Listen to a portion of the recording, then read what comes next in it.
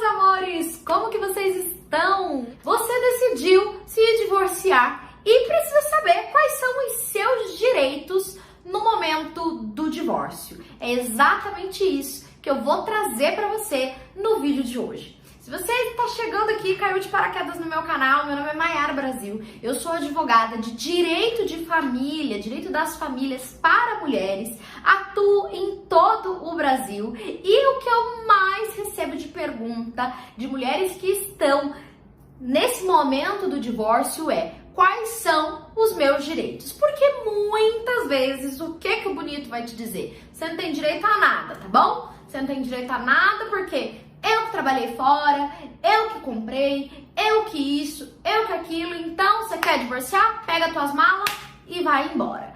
E as coisas não funcionam muito bem desse jeito, né? Então, vou te esclarecer exatamente quais são os seus direitos agora, nesse momento do divórcio. Então, a primeira coisa, né? O seu primeiro direito é a buscar o conhecimento, que é isso que você está fazendo aqui agora. É entender, é consultar, é conversar com um profissional do direito, com uma advogada, com um advogado, para te auxiliar neste momento. Isso é muito importante, porque o que a gente ouve assim com muita frequência é: o meu marido tem um advogado lá na empresa e aí ele já falou que tá tudo certo, o advogado vai assinar pra gente, o advogado dele já fez tudo, ou ele tem um amigo que é advogado, não, ele já resolveu tudo, eu não preciso me preocupar. Fica esperta, porque raramente isso dá certo. Então, está pensando em divorciar, corra atrás, procure uma orientação. Mesmo que você faça um acordo com ele, mesmo que vocês optem pelo mesmo advogado, mas busque uma segunda opinião, escute uma outra pessoa para você não chorar lá na frente, tá? Então esse é o primeiro direito que você tem. E o segundo direito, e aqui já vou deixar claro que não tá em ordem de prioridade, tá na ordem da lista que eu fiz aqui mesmo, é direito à partilha dos bens. Evidentemente, isso dependerá do regime de bens do casamento de vocês. Então, a maioria das pessoas se casam pelo regime da comunhão parcial de bens. Se esse é o seu caso, tudo aquilo que foi comprado ou pago após o casamento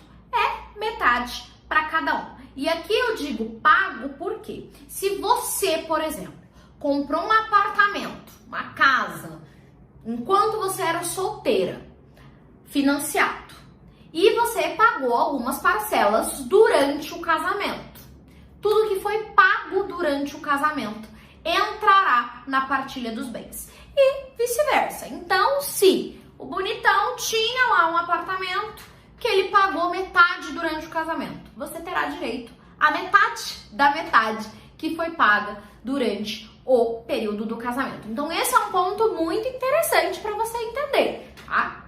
Tudo aquilo que foi comprado ou pago após o casamento, se o seu regime de bens for da comunhão parcial, entrará na partilha, tá? Tem algumas exceções?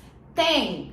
Exemplo: se esse imóvel que ele comprou foi uma doação, ele recebeu um dinheiro de presente de um parente e comprou esse imóvel, não entra na partilha. Ou se ele recebeu uma herança e dessa herança ele comprou esse imóvel, não entra na partilha.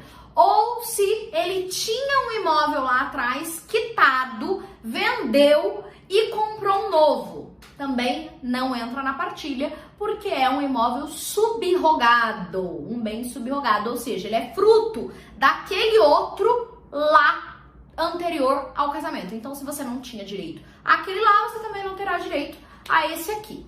Mas, via de regra, você tem direito, sob o regime da comunhão parcial de bens, a tudo que foi pago ou comprado durante o casamento. Mayara, mas a gente casou em outro regime. Então aí você vai precisar entender também como que funciona a partilha em cada um dos regimes. Então, a gente era da comunhão universal, então vai dividir tudo, o que era antes, o que era depois, tudo, divide tudo. Casamos na separação total, divide nada. Então, casamos a parte. Então aí você vai, cada regime tem a sua particularidade, mas a regra é a comunhão parcial e é dela que nós falamos aqui.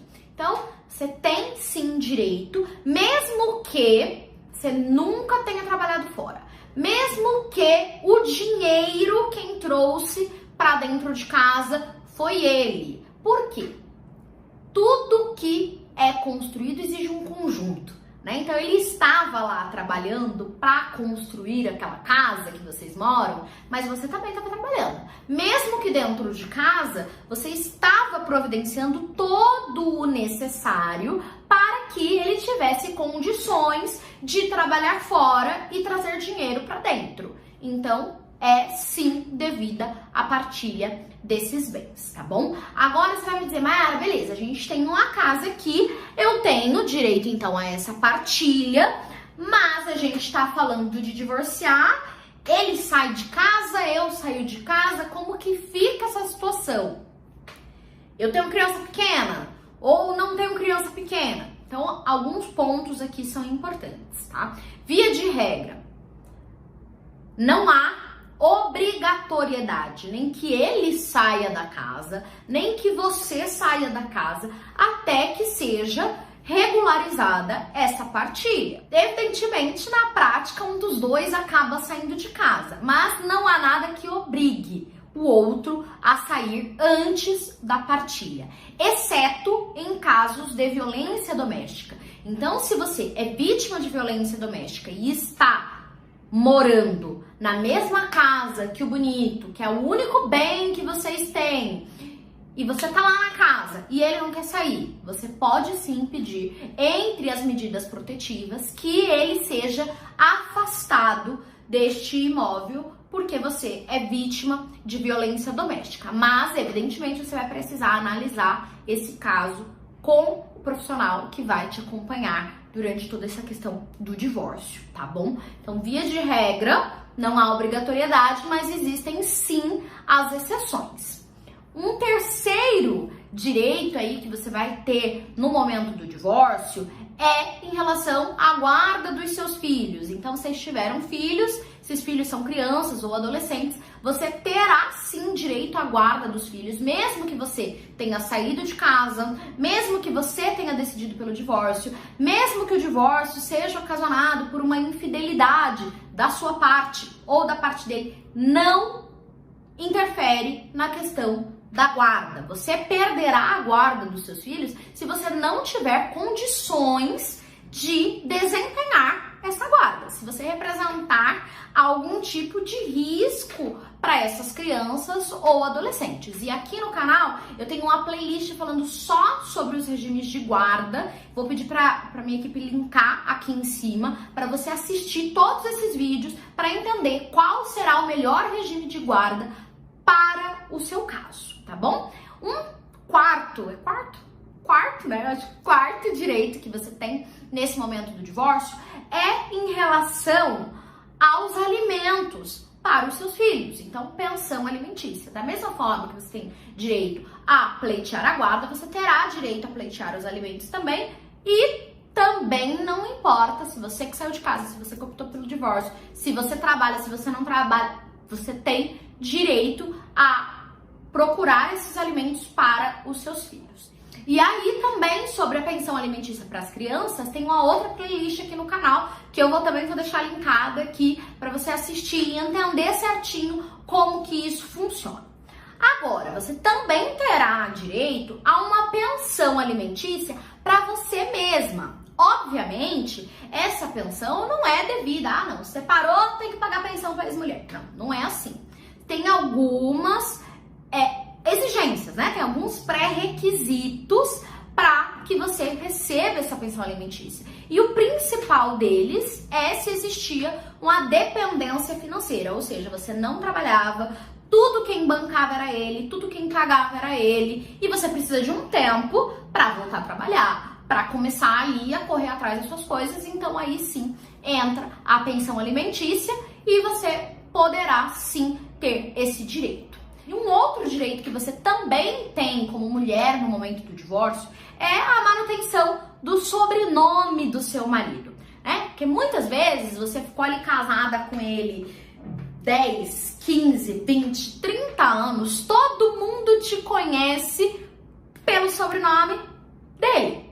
Ou você foi casada menos tempo, mas você ganhou um reconhecimento no mercado por conta do sobrenome, com aquele sobrenome, né? Não por conta, mas com aquele sobrenome. E trocar traria um grande prejuízo para você. Então você tem sim direito a manter esse sobrenome. E um caso bem conhecido disso é o da Gabriela Pugliese, que manteve no divórcio com o seu primeiro marido o sobrenome Pugliese, porque ela já era conhecida nas redes sociais, nas mídias, como Gabriela Pugliese. Então ela conseguiu sim manter este sobrenome, que é um direito que você também pode ter no momento do divórcio.